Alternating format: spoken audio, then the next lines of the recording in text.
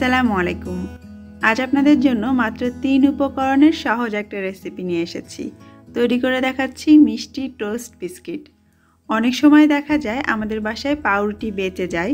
3-4 দিনের পুরনো পাউরুটি হলে সেগুলো আর খেতেও ভালো লাগে না। তখন আমরা বাসি পাউরুটি হিসেবে ফেলে দিই। তবে আপনি চাইলে সেই পাউরুটিগুলো ফেলে না দিয়ে খুব সহজে এরকম কুড়মুড়ে টোস্ট বিস্কিট তৈরি করে নিতে পারেন, যেটা চায়ের সঙ্গে 1 মাস ধরে আপনি খেতে পারবেন। চলুন তাহলে দেখে নেওয়া যাক।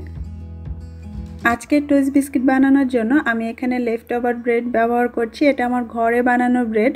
বানানোর পরে আজকে 3 দিন হয়ে গিয়েছে এবং ব্রেডটা বাসি হয়ে যাওয়ার কারণে আগের মতো কিন্তু খেতে টেস্টি নেই। তো এমনি খাওয়ার থেকে বা ফেলে দেওয়ার থেকে আমি এই ব্রেডটা দিয়ে আপনাদেরকে বিস্কিট বানিয়ে দেখাচ্ছি। ব্রেডের সাইডের যে ব্রাউন অংশ আমি কিছুটা কেটে বাদ দিচ্ছি, তবে এটা একেবারেই অপশনাল। এটা সহ কিন্তু বানানো যাবে, কোনো সমস্যা নেই। আমি জাস্ট কাটিংয়ের জন্য এই কাজটা করলাম। এখন আমি এই ব্রেডটাকে ছোট টুকরো করে কেটে নিব। আপনি কেমন সাইজের বিস্কিট বানাবেন তার উপর ডিপেন্ড করে আপনাকে ব্রেড কেটে নিতে হবে। যারা স্লাইস করে ব্রেড কিনে আনেন বাজার থেকে, সেই ব্রেড দিয়েও করতে পারেন। সেগুলোকেও আপনি আপনার পছন্দ মতো সাইজে টুকরো করে কেটে নিতে পারেন। আর অনেকে হয়তো প্রশ্ন করতে পারেন যে পুরনো বা বাসি হয়ে যাওয়া ব্রেড ছাড়া কি এই টোস্ট বিস্কিট হবে না? অবশ্যই হবে। আপনি চাইলে ফ্রেশ ঘরে বানিয়ে সেই পাউরুটি দিয়েও টোস্ট বিস্কিট বানিয়ে নিতে পারেন। আবার দোকান থেকে কিনে এনে সাথেও সেগুলো দিয়ে বিস্কিট বানিয়ে নিতে পারবেন। তো আমার এখানে ব্রেডগুলো কাটা হয়ে গিয়েছে। এখন আমরা চলে যাচ্ছি মূল পদ্ধতিতে। তার জন্য একটা বাটিতে আমি কেটে নেওয়া ব্রেডের টুকরোগুলো নিয়ে নিচ্ছি। এইবার এর মধ্যে আমি একটু তেল মাখাবো।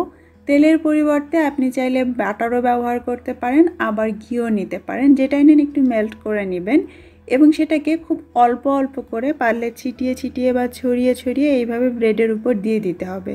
কোনোভাবেই একবারে ঢেলে দিবেন না, এতে করে যে ব্রেডের উপরে তেলটা পড়বে সেটা একদম ন্যাতা হয়ে যাবে।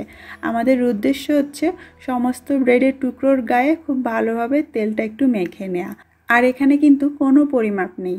আপনি যতগুলো ব্রেড নেবেন তার উপর ডিপেন্ড করে একটু করে তেল এভাবে ছিটাতে থাকবেন এবং খুব ভালো করে আলতো হাতে এগুলোর গায়ে মেখে দিতে থাকবেন। আমি এখানে যতখানি ব্রেডের টুকরো নিয়েছি তাতে আমার প্রায় 3 টেবিল চামচের মতো তেল লেগেছে। এইবারে এর মধ্যে দিয়ে দিতে হবে পাউডার সুগার, অর্থাৎ গুঁড়ো করে নেওয়া চিনি।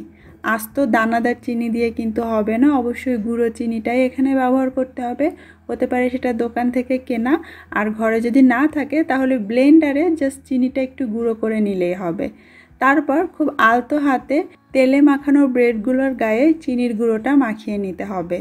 এটারও কোনো পরিমাপ নেই। আপনি কত চিনি খেতে চাচ্ছেন বা আপনার টোস্ট বিস্কিটের গায়ে কতটা সুগার কোটেড থাকবে সেই হিসেব করে আপনাকে দিতে হবে। আমার প্রায় 1/3 কাপের মতো চিনির গুঁড়ো লেগেছে। এইবারে এই চিনি আর তেল মাখানো পাউরুটির টুকরোগুলো একটা বেকিং ট্রের উপরে সমান করে ছড়িয়ে নিয়ে তারপরে বেক করতে হবে ওভেনে 180 ডিগ্রি সেন্টিগ্রেডে ঠিক 15 মিনিটের জন্য। 15 মিনিট পর ট্রেটা বের করে এনে প্রত্যেকটা টুকরোকে উল্টে দিতে হবে যাতে দুপাশে সমানভাবে কালার হয়, এবং আবারও ট্রেটা ওভেনে ঢুকিয়ে একই তাপমাত্রায় রেখে আরও 10 থেকে 15 মিনিট আপনাকে বেক করে নিতে হবে। শেষের দিকে সময় কিছুটা কম লাগতে পারে কারণ আমাদের ব্রেড অলরেডি কিছুটা বেক হয়ে গিয়েছে। তারপর হয়ে গেলে ওভেন থেকে বের করে ট্রের মধ্যেই এই ব্রেডগুলোকে খুব ভালোভাবে ঠান্ডা হতে দিতে হবে। প্রায় 10 থেকে 15 মিনিটের মতো সময় লাগবে। আর তারপরেই দেখবেন আপনার টোস্ট বিস্কিট একদম রেডি হয়ে গিয়েছে। সুগার কোটেড মিষ্টি টোস্ট বিস্কিট চায়ের সঙ্গে খেতে কিন্তু ভীষণ মজা লাগে, বা কাজের ফাঁকে ফাঁকে 1-2টা টুকরো আপনার মনটাকে ভালো করে দিবে। এখন এই মজার টোস্ট বিস্কিটগুলো আপনি চাইলে সংরক্ষণ করতে পারেন যে কোনো একটা এয়ারটাইট বয়ামে। আর আমি সবসময় বিস্কিট কাচের বয়ামে রাখতে পছন্দ করি। এতে করে ঘুরতে চোখে পড়ে আর এটা খাওয়াও হয়ে যায়, নষ্ট হয় না। এই বিস্কিটগুলো আপনি 1 মাসেরও বেশি সময় ধরে সংরক্ষণ করতে পারেন। আর যখনই বাসায় কোনো ব্রেড এভাবে লেফট ওভার থেকে যায় সেটা দিয়ে বানিয়ে আবার কৌটা ভর্তি করে নিতে পারেন। ব্যাস তৈরি হয়ে গেল ভীষণ মজার বিস্কিট। এবারে চলুন একটা ভেঙে দেখা যাক কেমন কুড়মুড়ে হলো। দেখে নিশ্চয়ই বুঝতে পারছেন নরম পাউরুটিটা কতটা কুড়মুড়ে হয়েছে। আশা করছি আজকের রেসিপি ভালো লেগেছে, কমেন্ট করে অবশ্যই জানাবেন। সবাই ভালো থাকবেন। আল্লাহ হাফেজ।